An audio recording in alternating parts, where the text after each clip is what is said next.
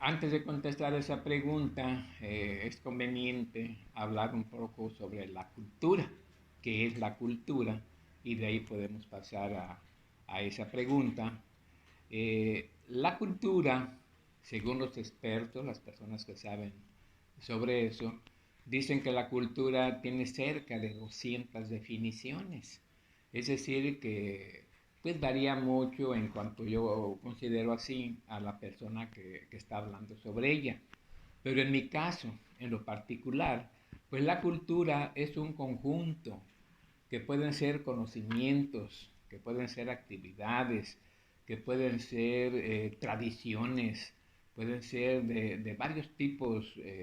que la humanidad a lo largo de los siglos, quizás a lo largo de los milenios, ha logrado ir acumulando. Las va acumulando y con el tiempo vienen a beneficiar a las futuras generaciones, en este caso a la presente y también desde luego a las futuras generaciones. La cultura, pues desde luego, viene siendo algo que le ayuda a la humanidad a entender ciertas cosas, incluso es motivo a veces de gozo, quizás un gozo visual o un gozo mental. Eso viene siendo la cultura y existe lo que se llama la alta cultura.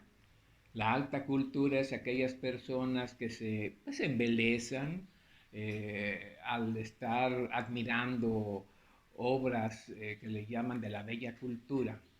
Por ejemplo, en el caso de la pintura, podemos hablar de la Mona Lisa, que tanto admira la gente a lo largo de ya de siglos, que las ha admirado, la Gioconda, o bien la Última Cena, también, o los frescos de la Capilla Sistina, o si vamos a la escultura, tenemos a David de Miguel Ángel, al Moisés también de Miguel Ángel. Esto viene siendo lo que se le llama la alta cultura.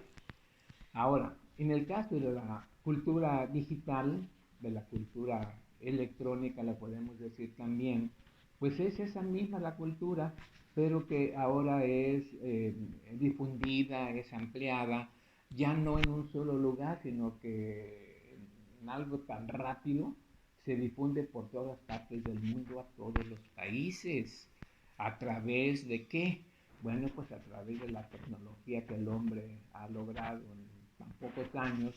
desde luego a través del Internet. El Internet es viene siendo una red global que abarca todos los países del mundo. Entonces, a través del Internet, a través de las diversas formas que tiene esa tecnología, pues se va difundiendo a todos los rincones de la Tierra, se va difundiendo la cultura, que nosotros conocemos como la cultura, y de una manera digital, de una manera tal que hasta un rincón que está por allá escondido, no sé, en los Alpes o en cualquier cerro, incluso como se dice vulgarmente, y se benefician. Por ejemplo, aquí en Guerrero hay lo que se le llama la Sierra Madre del Sur, donde hay poblaciones que están en lo alto de los cerros, unas escuelitas muy pequeñas, pero tienen internet. Bueno, también allí les llega esa cultura que va ampliando el conocimiento de las personas. Desde luego que ahí entran cosas tan importantes, como ya comenté hace un momento, la pintura, la escultura, pero entran muchas actividades también, algunas materiales, otras de tipo espiritual, pero están las tradiciones, están las costumbres, está la historia misma. Hay tantas cosas que se han ido acumulando con el paso de los siglos que han beneficiado al mundo en general. Y lo que yo veo para el futuro, una visión para el futuro de esto es de que pues se va a ir ampliando, van a surgir nuevas cosas mediante las cuales seguramente se va a difundir todavía más esa cultura. Yo recuerdo cuando hace varios años que todavía el internet o empezaba o quizás no había, hablando, no sé, de los años 70 quizás, en aquel tiempo era famosísimo en el mundo una biblioteca. Decían que era la biblioteca más grande que había en el mundo, la que tenía la historia de toda la humanidad, que es la biblioteca británica, allá en Gran Bretaña. Era